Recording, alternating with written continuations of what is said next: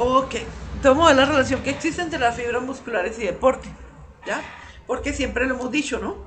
Para tal deporte se corresponde determinada fibra muscular. Y es así como vemos que los maratonistas tienen los muslos delgados porque las fibras rojas, que son las predominantes en ellos, o deberían ser las predominantes en ellos, son, son fibras delgadas, ¿ya? Las fibras rojas son delgadas. También vimos que las personas que son de velocidad, ¿ya? Velocidad pura como los 400 metros planos tienen ese cuádriceps isquiotibiales son, ese muslo es totalmente grueso, ya un diámetro bastante amplio, y es porque las fibras blancas predominantes en ellos, o que es de las predominantes en ellos, son fibras gruesas, ya de gran tamaño. Y vemos el término intermedio, por ejemplo, los deportes de pelota, como el fútbol, que son mixtos, aeróbicos, anaeróbicos. Entonces, su muslo es un intermedio entre el uno y el otro. Entonces, histológicamente los hemos clasificado. Hay una serie de estudios con clasificación de las fibras musculares más difíciles de encontrar, ya que más difíciles de encontrar, ya que pues muchos atletas o muchos deportistas no permiten o no están de acuerdo con que les realicen pues biopsia de sus tejidos, ¿no? Eso es algo normal y un deportista se cuida mucho de eso. Entonces ese sería el problema. Pero también existen otros estudios no invasivos. Está la resonancia magnética nuclear, que nos muestra a través de estos estudios cuál es la mayor proporción de estas fibras musculares en ese deportista. Y aquí nosotros utilizamos como entrenadores, ustedes y yo como deportóloga, los test de campo. Los test de campo, los que realizan en el sitio de entrenamiento, algunos no se realizan en el sitio de entrenamiento y no son test de campo, sino test de laboratorio ya en el laboratorio de fisiología. Pero todos estos lo que hacen es determinar el tipo de fibras predominantes a través de una serie de test pedagógicos y médico-deportivos. O sea, de estudios propios en el atleta, pero que nos van a determinar cuál es de acuerdo a lo encontrado, ¿ya? Y nos llevan a inferir el predominio de fibras de determinado atleta. Por ejemplo, los de velocidad, y le hacemos un test de velocidad y salen súper bien, pues un predominio inferimos serían fibras blancas. Nos a, afortunadamente existen estudios, entonces vamos a cogernos, entre comillas, de estos estudios que han sacado, ya, donde se ha realizado histológicamente la clasificación por deporte. Entonces está aquí ya podemos decir por estos estudios, ya que se sugiere lo siguiente: deportistas con un alto porcentaje de fibra de ST pueden tener ventaja en las pruebas prolongadas o de resistencia. Niños, ¿recuerdan cuáles son las fibras ST? Las fibras lentas, profe. Exactamente. Se llaman también fibras lentas. Bueno, si son las fibras lentas, ¿también qué nombre reciben?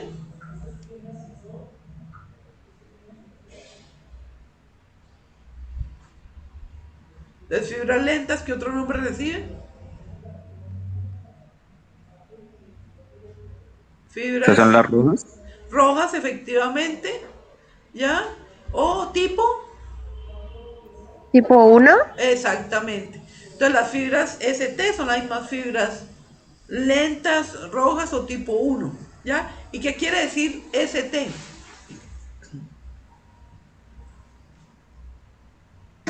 Slow. Exacto, twitch, ¿ya? De disparo lento. Muy bien. Y están los deportistas con predominio de fibras FT que pueden funcionar mejor en las pruebas breves y explosivas, ¿ya? ¿Qué otra clasificación tienen o qué otro nombre se conocen las fibras FT?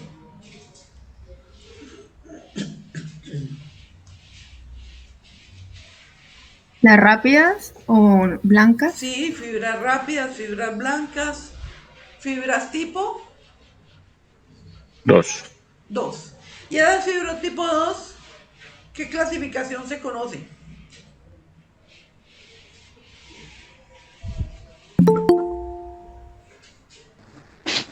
El de tipo 2A y tipo 2B. Exacto, tipo 2A y tipo 2B. Las tipo 2B son las fibras blancas puras, ¿cierto? Y las tipo 2A son las fibras Rosadas. rosadas, muy bien. ¿Por qué las fibras ST, las ST o lentas, se llaman también fibras rojas? ¿Qué características tienen para llamarse fibras rojas? Porque hay bombeo sanguíneo, profe. Efectivamente, ¿ya? Y tiene una gran cantidad entonces de mitocondrias, ¿cierto? Muy vascularizadas. Y las fibras FT porque se llaman blancas.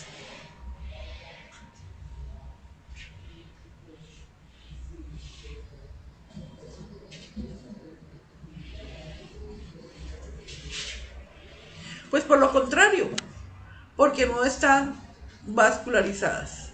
Ahora, pero esas fibras FT o tipo 2 se dividen en tipo 2A y tipo 2B. ¿Por qué las fibras 2A se llaman rosadas? Profe, porque están como en el intermedio de... Ajá. O sea que tienen algo de vascularización, ¿cierto? Muy bien. Bueno, continuando. Estudios en gemelos, personas gemelas, o sea, idénticas, sugieren que, esto lo aclaro porque como ahorita vamos a ver estudios en gemelos, pero el músculo gemelo, ya. Entonces, estudios en gemelos con personas idénticas sugieren que existe un determinismo genético para la composición de las fibras musculares, las cuales varían poco de la infancia a la edad adulta. O sea, se puede decir que tú naces con esa composición de fibras musculares y llegas así a la edad adulta, ¿ya? Entonces, esto es lo que ha sugerido los estudios gemelos del determinismo genético. Entonces, ahora viene la pregunta. Les pregunto yo a ustedes, ¿se puede asegurar entonces que la proporción de fibras musculares que posea un deportista pueden asegurar o no su triunfo en un determinado deporte?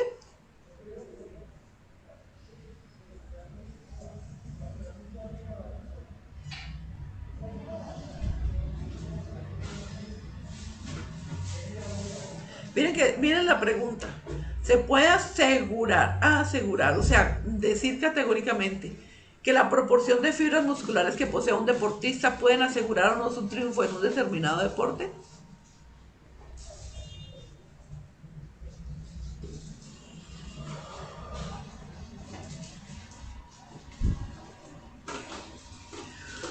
Pues yo no creería.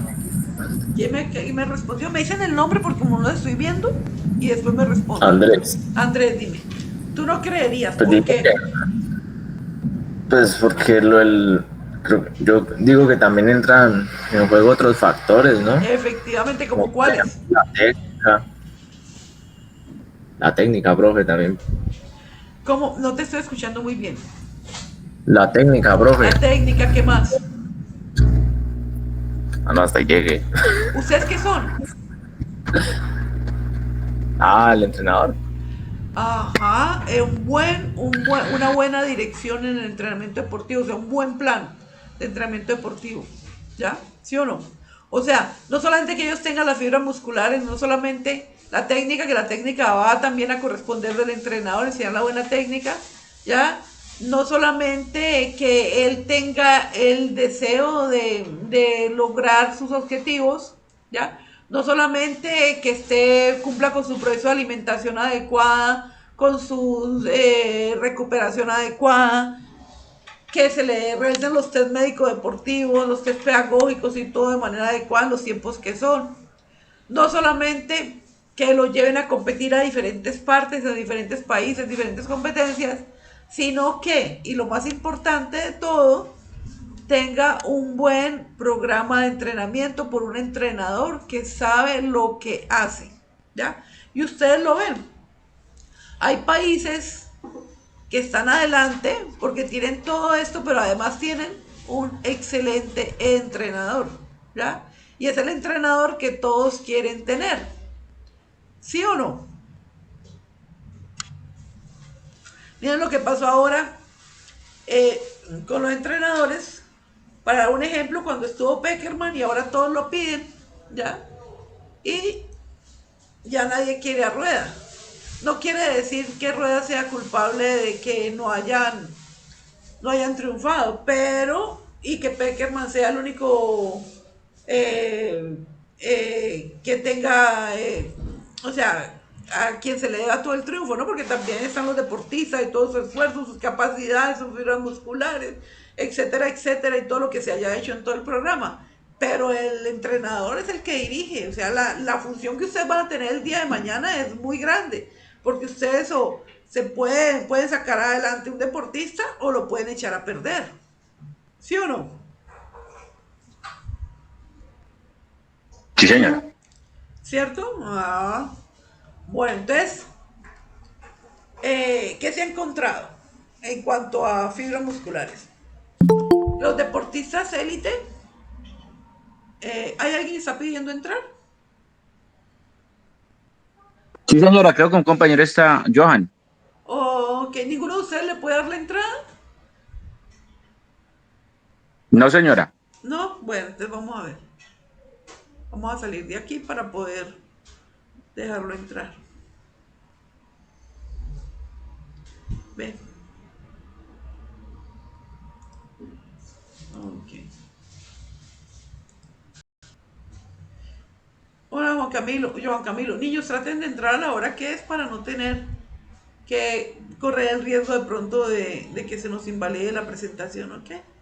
De que después no deje compartir. ¿Están viendo la presentación? Sí, profe. Perfecto. Entonces, quieren encontrar los estudios de investigación, ¿ya?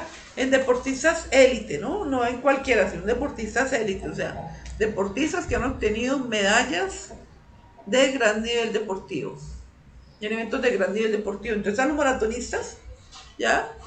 Que son de resistencia aeróbica, predominio de fibras ST en sus miembros inferiores, ¿ya? Entonces los gemelos, los músculos gemelos, más del 90% de fibras ST o lentas. Campeones mundiales de maratón de 93 a 99% de fibras lentas en sus músculos gemelos. ¿Ok? Entonces se puede decir, miren ustedes esto, 90%, 93 y 99%, prácticamente podríamos llegar a decir, ¿cierto? Que sus fibras son ST. ¿Ok? Los sprinters, o sea, velocidad, predominio de velocidad y de fuerza. En sus músculos gemelos, compuestos principalmente por fibras FT, ¿ya? Y campeones mundiales de sprinter, y por favor me corrigen aquí, es FT, 70% de fibras FT o fibras blancas en sus músculos gemelos. ¿Ok? Entonces miren ustedes acá. Aquí están los deportistas o los deportes, género, masculino, femenino, hombre, mujer, músculo, que se estudió histológicamente, porcentaje de fibras ST o fibras lentas, porcentaje de fibras FT o fibras rápidas, y en rojo el predominio. Esto es sacado del libro de Fisiología del Esfuerzo y del Deporte de Wilmore y Costil. Este libro, ya sea por Editorial Paido Trío o por Editorial Panamericana, lo consiguen en la biblioteca del SENA. ¿Ya?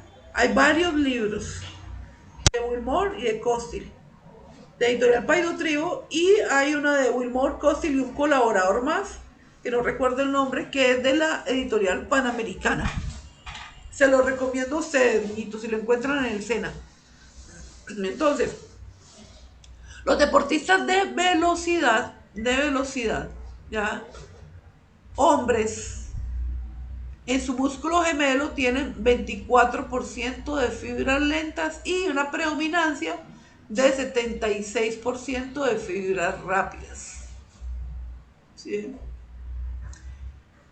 Los sprinters mujeres, en su músculo gemelo, tienen un 27% de predominancia de fibras lentas y un 73% de predominancia de fibras rápidas o blancas. Miren ustedes, casi iguales entre hombres y mujeres. Los fondistas hombres tienen en su gemelo una predominancia, miren ustedes, 79% de predominancia de fibras lentas o fibras ST y un 21% de fibras rápidas. O sea que su predominancia en fondo, que es maratón, media maratón, los deportes también de larga duración, ya sea natación, ciclismo y otro tipo de pruebas, el gemelo, ya en el gemelo la predominancia son las fibras lentas, ¿ok?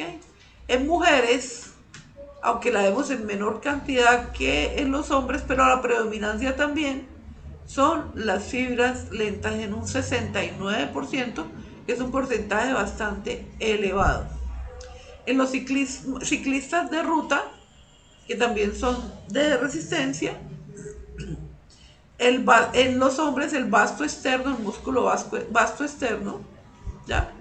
El 57% ya de ellos, porcentaje de fibras lentas y un 43% de porcentajes de fibras rápidas. Y en mujeres el vasto externo, un 51% de fibras lentas y un 49% de fibras rápidas. Y esto muy seguramente es porque en ciclismo ruta también a veces tienen que atravesar, subir montañas, hacer algunos piques y todo. Entonces, pues tienen de las dos fibras musculares. En los nadadores de fondo, hombres, el estudio se hizo en hombres, el deltoides o músculo deltoides posterior, ya que se consideró uno de los más usados aquí en nadadores fondo, o también de resistencia, el porcentaje de fibras ST del 67%, ya las fibras lentas, y de fibras rápidas el 33%. En pesistas, lo voy a dejar para leerlo ahora después. En triatletas, todos hombres, se hizo en 3 partes, ¿ya? Deltoides posterior, por lo que ellos son nadadores, en vasto externo, por lo que ellos son ciclistas, y en gemelo, porque también realizan una especie de maratón o fondo. Entonces, como te hacen 3 tipos de deporte diferentes, se revisó en los 3 y se encontró en los 3 predominancia de fibras ST, pero también con algo de fibras FT por su porcentaje. Entonces 60% de fibras ST o lentas en el deltoides posterior, la natación, 63% de porcentaje de fibras ST o lentas en el vasto externo, ya ciclismo, y 59% de fibras ST en los gemelos, o sea, en el trote. Ok. Con un 40%, esperan un segundito, bueno, con un 40% de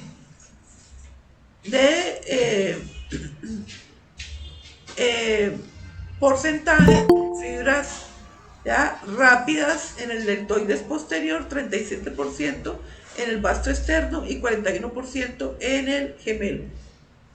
En lanzadores hombres se encontró un 62% de predominancia de fibras FT o fibras rápidas y un 38% de fibras lentas o ST. ¿Por qué les dije que y dejábamos de último a los pesistas? ¿Ya? Porque los pesistas tienen algo que uno no entiende, ¿ya? Miren ustedes, uno espera que los pesistas la predominancia sea de fibras rápidas. También es cierto que los pesistas de la halterofilia pues son anaeróbicos alácticos, ¿ya? Pero uno no entiende esto. Los dos se hicieron en hombres, en gemelo y en deltoides. En el gemelo se encontró 44% de fibras lentas y 56% de fibras rápidas. Y en el deltoides de estos pesistas se encontró 53% de fibras lentas, ganándole a la predominancia de fibras rápidas, la cual fue de un 47%. Prácticamente podríamos decir casi que los pesistas están en un 50%, 50-50 de ST y FT. Más adelante les voy a mostrar. Entonces, bien, ustedes aquí, ya, los sprinter, entonces en el resumen, lo observado, entonces velocistas o sprinter, fibras FT o fibras rápidas en gemelos, hombres 76%, mujeres 73%. En fondistas, las fibras ST o lentas, en los músculos gemelos, hombres 79%, mujeres 69%. En nadadores fondo, las fibras ST, en deltoides posterior 67%, y en triatletas, las fibras ST en el vasto externo del 63%, predominio, y en lanzadores, las fibras FT, ¿ya? O fibras rápidas en el gemelo en el 62%, ¿ya? Pero encontramos, como les decía yo ahora, un resultado controversial, ya que en los pesistas se esperaba un alto porcentaje de fibras FT, pero sin embargo la relación de fibras FT o fibras rápidas y ST, fibras lentas, ¿ya?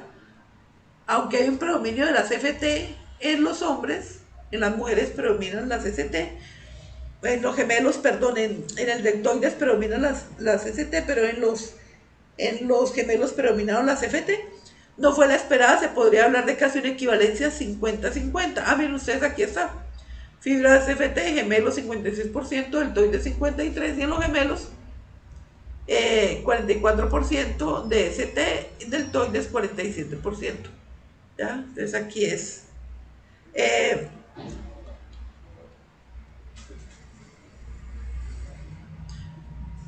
53%, ¿ya?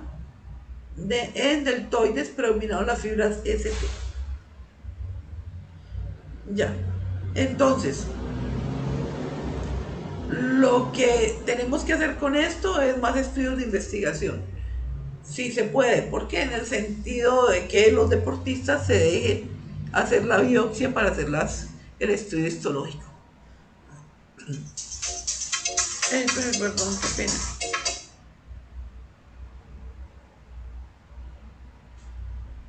Hola, bien, estoy en clase. Ok, bueno, pues.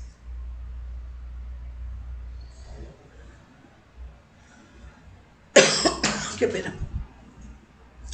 Entonces, continuando con lo de el tamaño de deporte y su relación con las fibras musculares, entonces vamos al siguiente análisis. Ya como conocimiento previo en las clases hemos visto que las fibras blancas están relacionadas con la fuerza y potencia, que esas fibras son gruesas, o sea, tienen un mayor perímetro. También son fibras que no están vascularizadas, pero que depende, cuando hablamos ya así, porque tenemos que dividirlas en una clasificación que existe, donde se hizo el estudio histológico y se encontró que existen fibras 2A y fibras 2B, que las fibras 2A son una especie de transición entre la 1 y la 2B, y que tienen algo de vascularización, pero que siguen siendo fibras rápidas de fuerza y potencia. ¿Okay? Y las fibras tipo 2B, que son blancas puras. Y las otras también que acabamos de ver, las fibras rojas, también llamadas fibras tipo 1, fibras ST, ¿ya? O fibras lentas, están relacionadas con la resistencia cardiopulmonar, ¿ya? Son delgadas y con un diámetro mucho menor. Entonces aquí tenemos el ejemplo. Aquí tenemos el ejemplo. ¿Ya?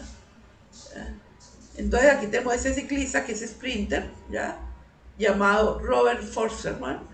Miren ustedes esto, es lo que necesito que miren.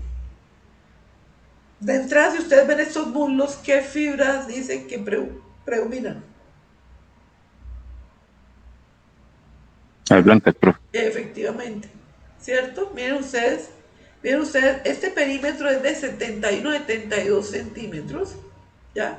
Visualmente su muslo es ancho y inmediatamente piensa en fibras blancas. Y nos vamos al lado contrario de la imagen, ¿ya? Donde está este maratonista, Daniel Ñenga. Miren ustedes, miren el muslo. ¿Qué notan en el muslo? Son delgados. Efectivamente, es un muslo delgado, ¿ya? Es un muslo delgado porque su predominio es de fibras Rojas. efectivamente, fibras lentas, fibras rojas. Rojas. Y miren ustedes aquí también, incluso en gemelos, miren ese gemelo de este ciclista sprinter y miren ese gemelo de este maratonista. ¿Okay? Ahora tenemos aquí este saltador, ¿ya? Javier Sotomayor, el príncipe de Asturias, ¿ya? También llamado príncipe de las alturas, porque ese ganó el premio príncipe de Asturias varias veces, ¿ya? Ustedes le colocaron príncipe de las alturas. Como observan ese músculo, ¿ya?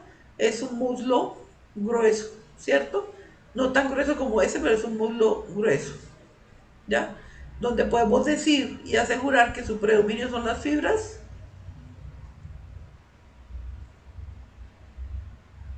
blancas. efectivamente. Aquí tenemos a Usain Bolt, ¿ya? Velocista en atletismo, velocista, 200 metros, que incluso creo que ha participado en los 400, pero lo he visto más en 200, que de todas maneras son diferentes tipos de entrenamiento. Muy guapo el que participe en 200 y 400, creo que son 200 y 100, si no estoy mal. ¿Cómo le ven el muslo? Es un muslo grueso, ya no tan grueso como este, pero sí mucho más grueso que este maratón. O sea, de todas maneras su predominio son fibras blancas, ¿ya? Y aquí tenemos a Michael Phelps, que no sabría yo qué definir, me parecería como intermedio, ¿no?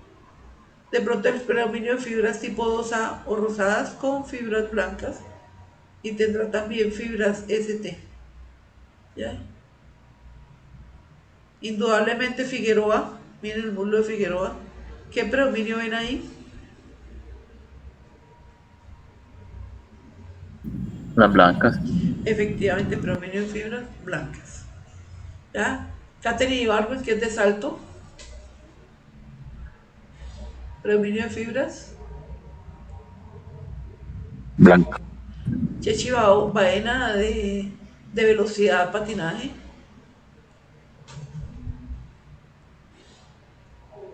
fibras, También blancas. ¿ah? Fibras blancas. Brigitte Kosgei, una de las mejores maratonistas, fibras, miren aquí, lo pueden ver tanto en el muslo, ¿ya? Como aquí, como en, digamos aquí, gemelos y todos los músculos de la pierna, muslo y pierna. ¿Qué ven? ¿Qué son? Delgados. Delgados, o sea, predominancia de fibras Rojas. rojas. Aquí tenemos a Cristiano Ronaldo en el fútbol, y recuerden que el fútbol es mixto, aeróbico, anaeróbico, ¿ya? Entonces miren ustedes, los muslos no tan gruesos como estos, ni tan delgados como estos, son intermedios. Aquí tenemos a Mike Tyson, miren ustedes este muslo de Mike Tyson. Y aunque se considera que los deportes como boxeo, todos los deportes de combate son mixtos, pues hay deportistas que tienen mayor predominancia, obviamente por la fuerza, ¿ya?, de sus fibras blancas. Y uno esperaría en el tenis encontrar un muslo menos grueso que este, pero quise traerla para mostrar también lo que podemos encontrar, porque no todo en el deporte es en blanco y negro. ¿Okay? Ahora vamos a hablar del tema de zonas de entrenamiento aeróbico anaeróbico de acuerdo a la determinación del lactato en sangre. Esto solamente lo encuentran en mis libros y en esta clase que les voy a dar yo a ustedes. Espero que les sirva muchísimo para su progresión como entrenadores. Las zonas de entrenamiento aeróbico anaeróbico de acuerdo a la determinación del lactato en sangre.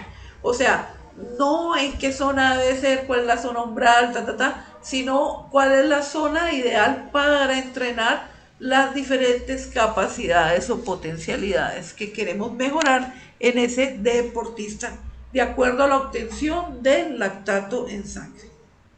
Entonces aquí tenemos las diferentes zonas de entrenamiento aeróbico anaeróbico, las cuales iremos a ver una por una. Entonces aquí tenemos lactato en milimoles por litro 2, 4, 6, 8, 10, 12 y 14 lactato. Aquí las diferentes zonas, ¿ya? De 0 a 2 está la zona aeróbica compensadora y anaeróbica aláctica, ¿ya? Porque acuérdense ustedes que si es un deporte que es anaeróbico láctico, el cual no produce lactato, y lo vimos ahora, ya que sigue, es el deporte que sigue, o los deportes que siguen la vía energética, ¿ya? Anaeróbica aláctica o vía de los compuestos fosfomacroenergéticos. Y el deporte clásico, ya lo conocen, es la halterofilia. De 2 a 4 milimoles por litro de lactato está la zona aeróbica no estimulante, ya donde no se estimula su desarrollo aeróbico, y la anaeróbica casi lactácida, podríamos decir anaeróbica lactácida, estas dos, aquí dice casi lactácida porque pues llega a 4, aunque realmente podemos hablar de la vía anaeróbica lactácida.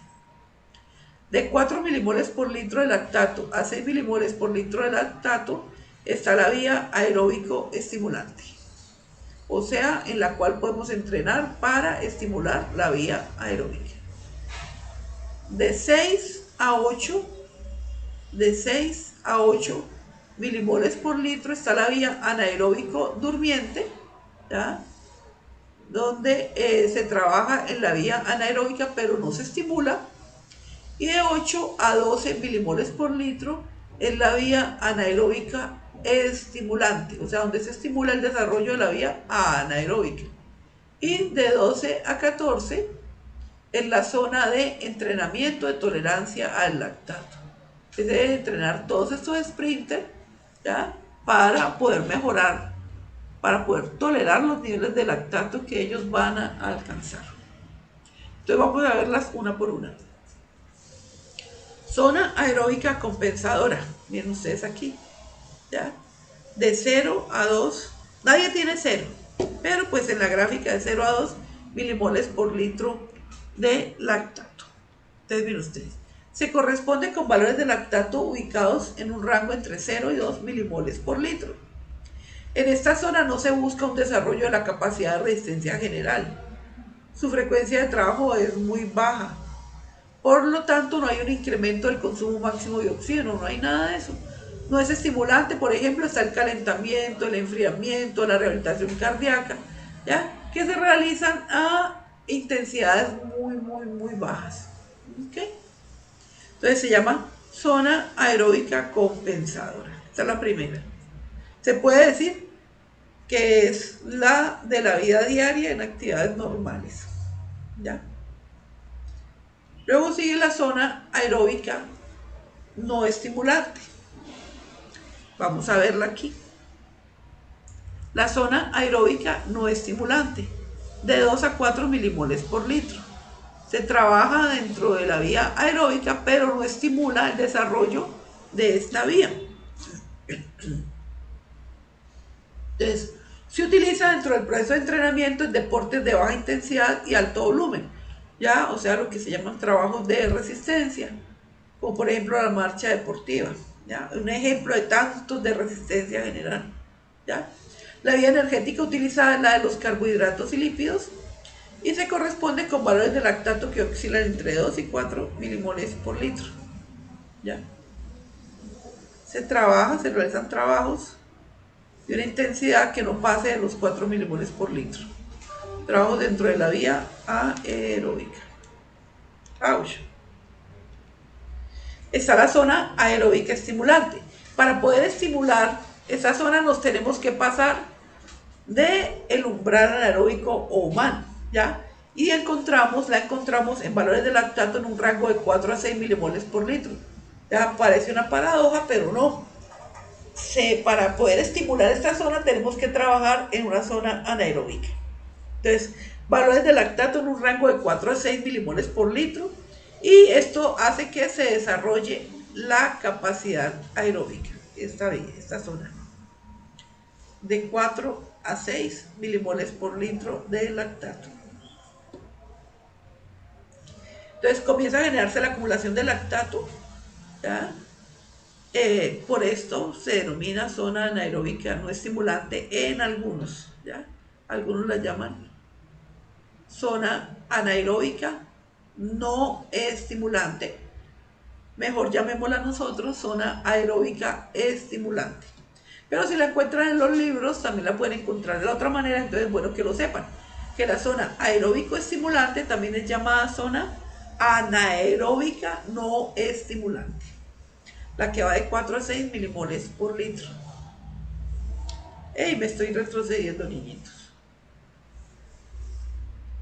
Entonces, esta zona aeróbica estimulante, que va de 4 a 6 milimoles por litro y que desarrolla la capacidad aeróbica, ya se busca la mejoría del porcentaje de utilización del consumo máximo a nivel del umbral, o sea, a nivel de los 4 milimoles por litro, cuando ya la persona esté compitiendo. No se mejora de una forma eficiente el consumo máximo de oxígeno, ¿ya? Entonces, para poder mejorar de forma eficiente el consumo de oxígeno, tenemos que entrenar en una zona de entrenamiento anaeróbico durmiente, en esta zona de 6 a 8 milimoles por litro.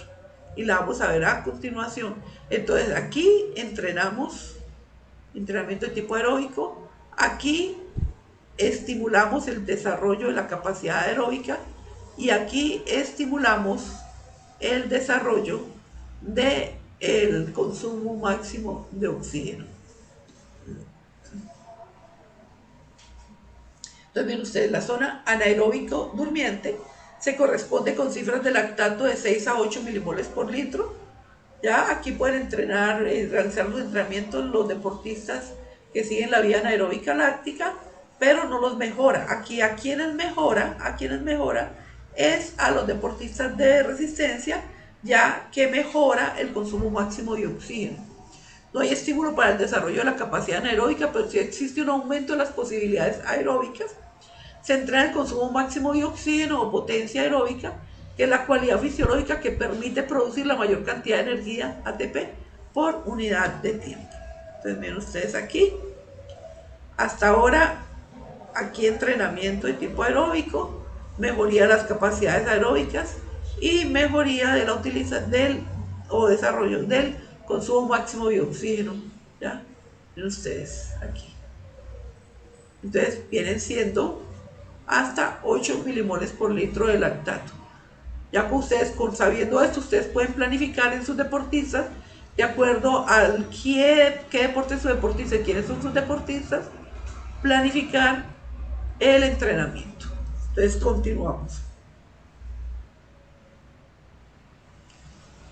La zona anaeróbica estimulante, o sea, ya donde se estimula o se entrenan las capacidades anaeróbicas lácticas, ¿no? Se ubica entre 8 a 12 milimoles por litro de lactato, ¿ya? Entonces miremosla acá. 8 a 12 milimoles por litro de lactato ya es una zona anaeróbica estimulante. Ya ahí no tiene nada que ver la parte aeróbica. Ya allí se entrena, solamente se empieza a entrenar en la capacidad anaeróbica, los deportistas de entrenamiento anaeróbico láctico, ¿ya? Se entrenan las capacidades anaeróbicas ya para mejorarlas. Y ya como vimos, se ubica entre 8 a 12 milimoles por litro de lactato. Se deben entrenar. Y la última zona, que es la zona de entrenamiento de la tolerancia al lactato, que se entrenan valores tan altos de lactato como 12 a 14 milimoles por litro, ¿ya? Se llama zona de tolerancia al lactato, también es para los deportistas anaeróbicos lácticos. Se debe entrenar la tolerancia al lactato en los deportes altamente glucolíticos. ¿Cuáles son estos dos ejemplos de deportes diferentes altamente glucolíticos? Los 500 metros en kayak y los 400 metros planos en atletismo. Entonces, 500 metros en kayak y 400 metros planos en atletismo. ¿Ya? Valores tan altos, ya dijimos, como 12 a 14 milimoles por litro de lactato. Ahora bien, ¿qué es el lactato? Pregunto.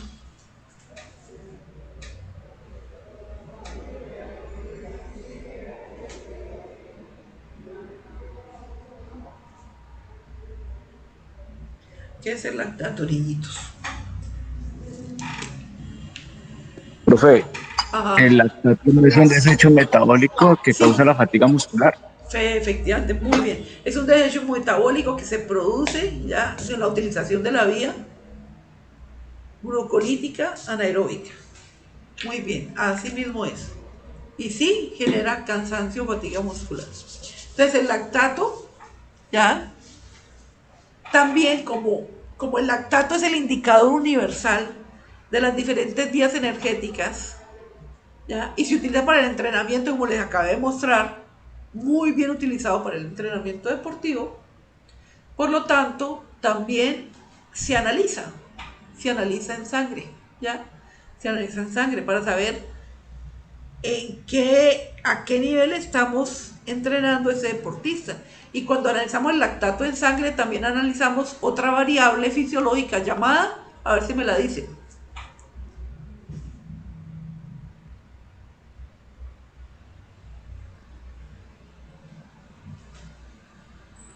¿Ninguno? Frecuencia cardíaca.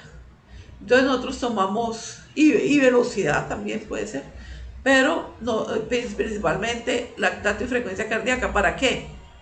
Para que cuando no le tomemos el lactato al deportista, podemos inferir, sobre todo cuando está en el mismo periodo de la preparación, ¿no?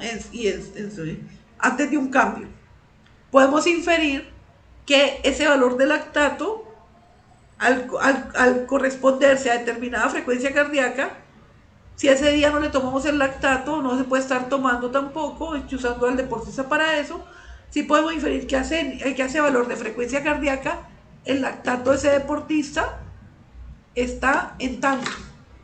Entonces nos sirve también para planificar el entrenamiento y todo lo que tenemos que hacer, que ya vimos, entrenar en resistencia general, mejorar la resistencia o la capacidad aeróbica y mejorar el consumo máximo de oxígeno, o entrenar en la zona anaeróbica láctica, o mejorar la capacidad anaeróbica, o mejorar o entrenar la tolerancia al lactato. Entonces imagínense, nos sirve para mucho. Desde hace muchísimos años es una práctica rutinaria en los laboratorios de esfuerzo, ¿ya? Y se utiliza para estimar el umbral anaeróbico, ¿ya? Aquí le llaman umbral de lactato, es el mismo, 4 milimoles por litro. La estimación de las vías anaeróbicas de producción de energía en los esfuerzos intensos. Qué pena. Entonces, valoración de la resistencia aeróbica. Entonces, resistencia aeróbica. Y la traemos de primero, ¿ya? Porque en la resistencia aeróbica, ¿ya? Cuando se valora, ese valor umbral no debe pasar de 4 milimoles por litro, ¿ya? El mejor indicador de esa valoración de resistencia aeróbica es el umbral anaeróbico. Y como les pregunté al inicio de la clase, ese umbral anaeróbico recibe el nombre de UMAN, umbral anaeróbico. ¿Ok? Es una zona de transición de un ejercicio predominantemente aeróbico y el inicio del metabolismo anaeróbico, porque empezamos a acumular ¿qué? Lactato. Empezamos a acumular lactato como producto de desecho por el uso de la vía anaeróbica láctica. El valor umbral de lactato es de 4 milimoles por litro y la resistencia aeróbica, esta que nombramos aquí, como su nombre lo indica, es la capacidad de mantener el esfuerzo durante un tiempo prolongado, desde 10 minutos a varias horas, algunos hablan de 2 minutos en adelante, a una baja intensidad, junto con la disponibilidad de sustratos, hablemos de 10 minutos a varias horas, resistencia aeróbica. En la zona de transición, ¿ya? En esta zona, cuando se rompe este umbral, ¿ya? De 4, se generan cambios ventilatorios, cambios gaseosos y cambios en la concentración sanguínea de lactato. Empieza a aumentar el nivel de lactato en sangre y consideramos que en ese momento la producción de lactato es mayor que la remoción o eliminación de ese mismo elemento, lactato. La otra capacidad para valorar, que nos sirve para valorar, la valoración de la capacidad y la potencia anaeróbica, ¿ya? Entonces, se realizan actividades deportivas de corta duración en las cuales la transferencia de energía primaria depende de los sistemas anaeróbicos. Y entonces tenemos el metabolismo anaeróbico láctico, el sistema del ATP o creatinfosfato, y el metabolismo anaeróbico láctico con utilización máxima de fosfatos de alta energía y glucógeno, lo que llamamos glucólisis anaeróbica. Ok, eso ya lo conocemos, lo hemos visto, ¿ya? Y nos sirve para valorar aquí la capacidad y la potencia anaeróbica. Entonces, la capacidad y potencia anaeróbica determinante C, actividades de potencia de hasta 10 a 20 segundos, como son la carrera de 100 metros, natación. Aquí ya pone los 100 metros, pongámoslo, pero tengamos en cuenta lo que les dije al inicio. Natación 50 metros, saltos y lanzamientos. Actividades anaeróbicas lácticas de 20 a 60 segundos, como son la carrera de 400 metros, natación 100 metros.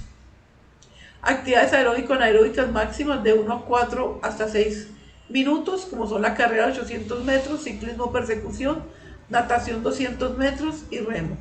Y actividades aeróbico-anaeróbicas alternas, como son los deportes por equipos, deportes de combate, ahí están fútbol, baloncesto, voleibol, judo, karate, boxeo, etc. Entonces, las conclusiones serían vías energéticas según el deporte. Las vías energéticas según el deporte varían según la característica del deporte.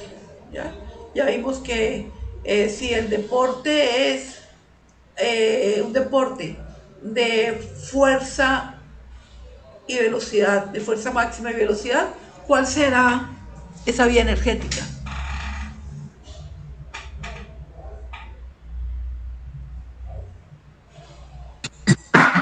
Anaeróbica láctica, profe. Perfecto, anaeróbica láctica. Si el deporte es un deporte de resistencia general de baja intensidad, ¿cuál será entonces esa vía energética? Aeróbica. Muy bien. Si el deporte es un deporte de resistencia, velocidad o resistencia a la velocidad, ya unidos los dos, ya. ¿Cuál será esa vía energética? Anaeróbica láctica. Anaeróbica láctica, muy bien. Cada vía energética tiene un indicador bioquímico que lo representa. En unos es indicador bioquímico siempre, o sea, el más universal es el lactato. En unos es el aumento de ese lactato, el que me dice que está utilizando la vía, y en los otros es el no aumento y en otros la no producción de lactato. Ya lo vamos a ver más adelante, lo que les estoy diciendo para que lo entiendan un poquito mejor, ¿ya? La composición de fibras musculares entre los sprinters y los fondistas es muy diferente, y ya lo vimos, ¿no? Y está asociado al porcentaje de fibras que se esperaría encontrar en los sprinters blancas y en los fondistas lentas o rojas.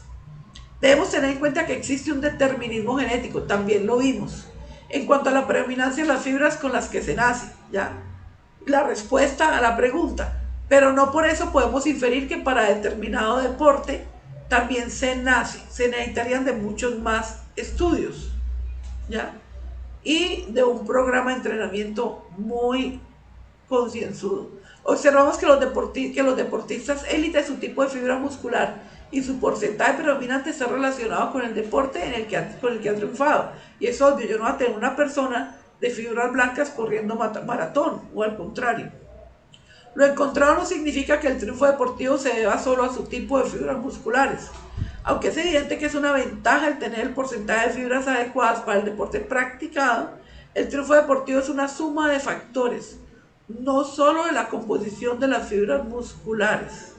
Como dijimos anteriormente, el entrenamiento deportivo correcto continúa siendo el factor más relevante en la obtención del triunfo deportivo.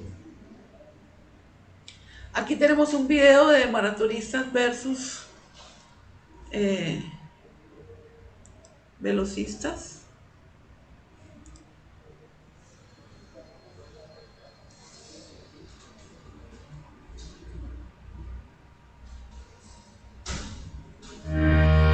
Quiero ser CEO de mi tiempo.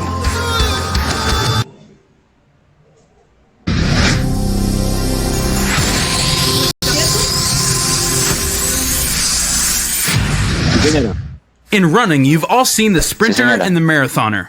One looks like an 80s movie character, and the other, like he's had too many crash course diets. They're both runners, so how come they don't look alike? Simple. They practice different sports. It's explosive strength versus endurance. The answer is in the way these athletes train their muscles. What you need to know about muscles is that they contain different fibers, fast twitch and slow twitch.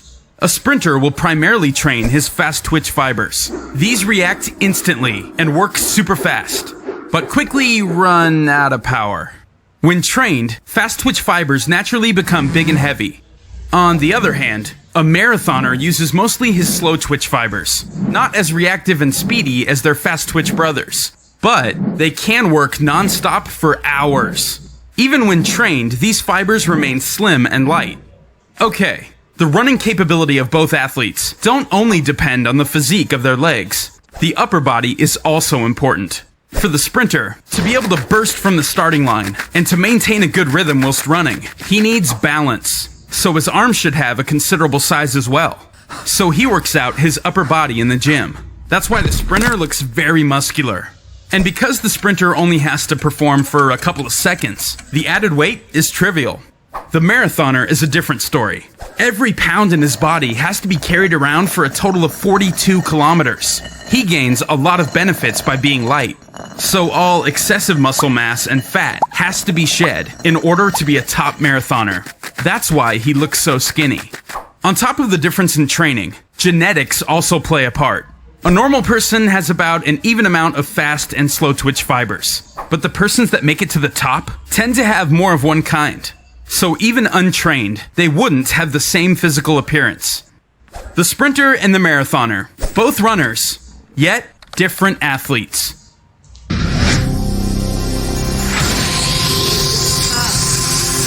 Con esa explicación, con este video, pues queda muy claro, ¿cierto? ¿Les quedó claro con el video? Con ese video queda muy claro la diferencia y el por qué. Bueno, hasta ahí pues llegamos a la clase de fibras musculares y deporte. ¿Ya? Podemos hacer la semana entrante, el martes de la semana entrante, una clase relacionada con ejemplos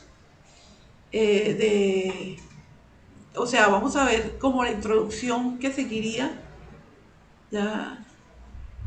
No, todavía no he visto con ustedes pulmonar, ¿cierto? No, señora. Bueno, entonces la semana entrante vemos pulmonar. ¿Quieren seguir con algo más de clase? ¿Qué quieren que les dé en este momento? ¿De qué quieren que hablemos?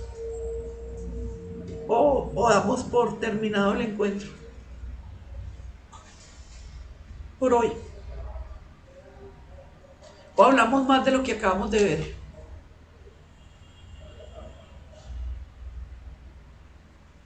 ¿Qué dicen, niñitos?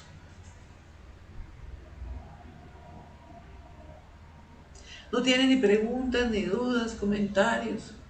Todos lo asimilaron muy bien.